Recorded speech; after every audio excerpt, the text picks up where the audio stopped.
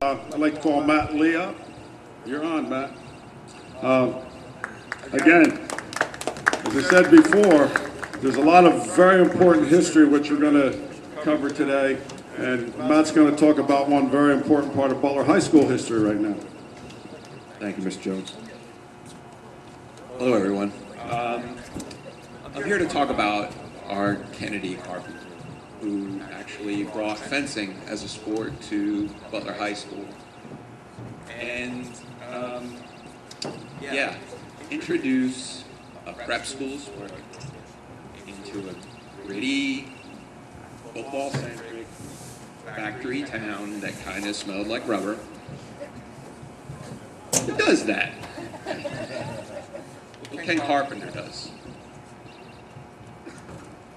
I'm fortunate enough to have a fellow Butler alum, Dave Smith, who was also a fencer for Mr. Kennedy, or excuse me, Mr. Carpenter in the late 60s, early 70s, and he'll be unveiling Mr. Carpenter's paver again, so I thank him for being here.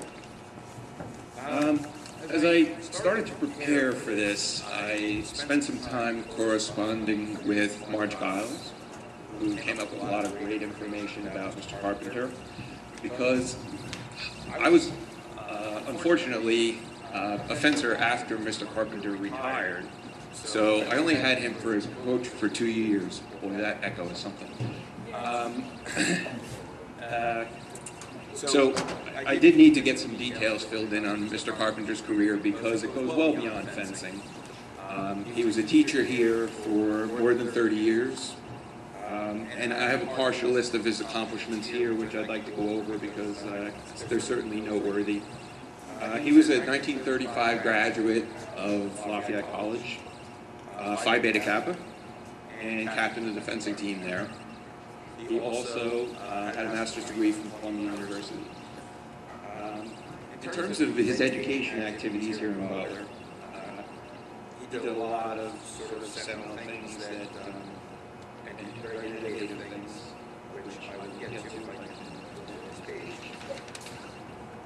He began the first science fair in the state of New Jersey here at Butler High School. He did things like piloting team teaching here at Butler with pairing up subjects like chemistry and math. He was a designated master teacher. He also received a grant from Princeton in 1969 for a significant contribution to the education of young men and women. He was involved in things like Sea Scouts, Science Club, Science Fair, Biology Club, Chess Club, and something called IY, which was a YMCA-based predecessor to clubs like Interact and Key Club. In terms of his science activities, he wrote many articles on civil defense, atomic energy, and unidentified flying objects. We all know Mr. Carpenter had an interesting side as well. He was honored by the North Jersey chapter of the American Chemical Society in 1959. He lectured many times on science topics for various groups, and in partnering with other local schools, he ran a pilot program with something called the Gammator 50, which allowed experiments with radiation to happen safely in the classroom. In terms of Butler town activities, he was active in the creation of the Butler Museum. He was a civil defense chairman. He also created the town coat of arms and the flag for the town of Butler, and was a historian of Butler. He was VFW's Senior Citizen of, VFW Citizen of the Year in 1983, active with Scouts, a Red Cross instructor, Butler area chairman for the state of New Jersey Tercentenary celebration, and the Garden Club. In terms of fencing, he introduced fencing as a sport in 1943 and was president of New Jersey Scholastic Fencing Association, and he presented to the NJSIAA 5 times on the sport of fencing. So that's the sort of bulleted list from Carpenter. So now fencing. Fencing, especially with high school kids, can be a bit of a misunderstood sport.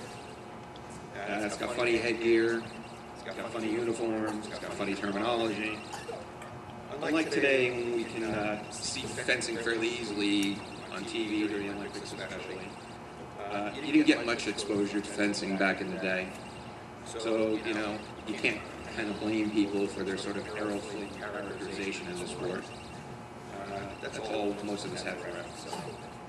So in a number of cases, this led to sort of a different kind of athlete going out for fencing. Perhaps somebody that couldn't find a home in some of the more traditional high school sports. So that's kind of the perfect place for Ken. He was a very accepting individual. I'll give you a quote that Dave gave me a little bit later about how Mr. Carpenter just sort of took you as you were. But as someone that liked to teach and discover, and someone that had a reverence for history and tradition, I can't think of a better place for him.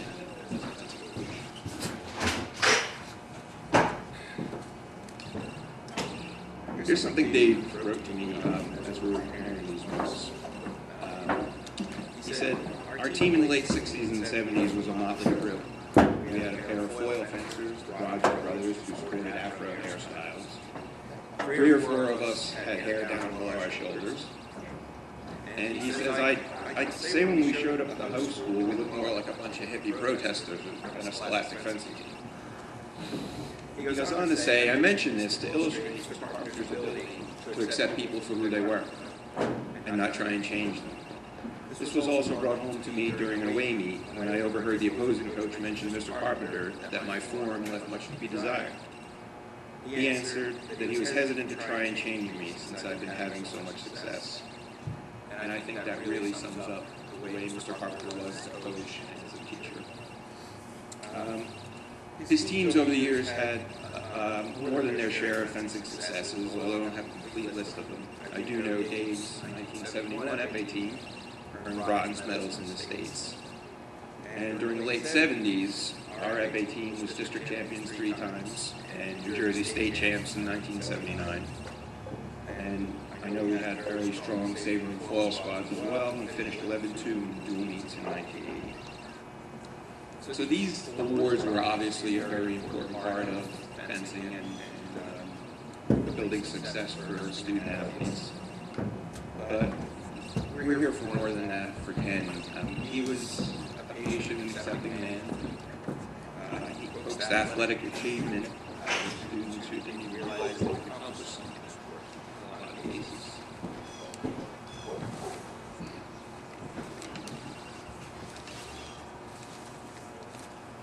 Mr. Carpenter would certainly challenge you.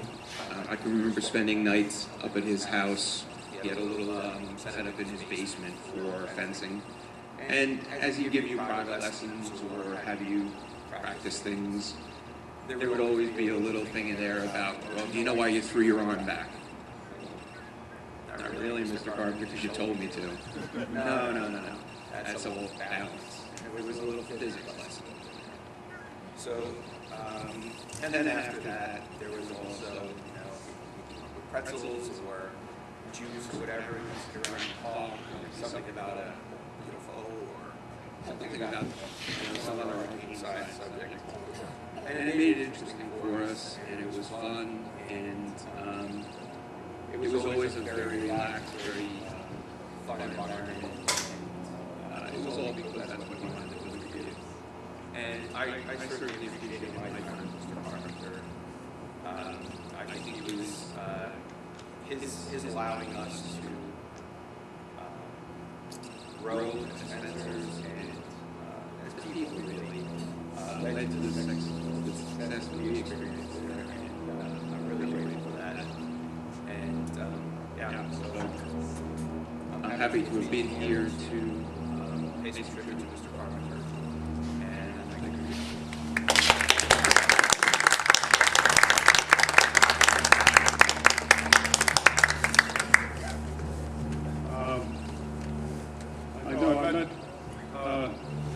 Mr. Carpenter's son, Drake, and I believe it's his granddaughter.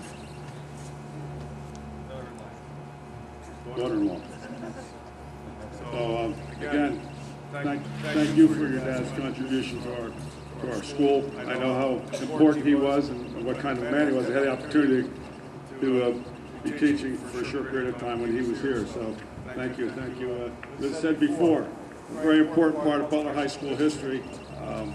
You know, fencing in the state of New Jersey was not beyond this point. Butler was one of the most important schools, with Mr. Carpenter being the forefront in terms of that whole program here and in the state of New Jersey. Again, we'll uncover that later. Dave Smith. The Art Kennedy Carpenter.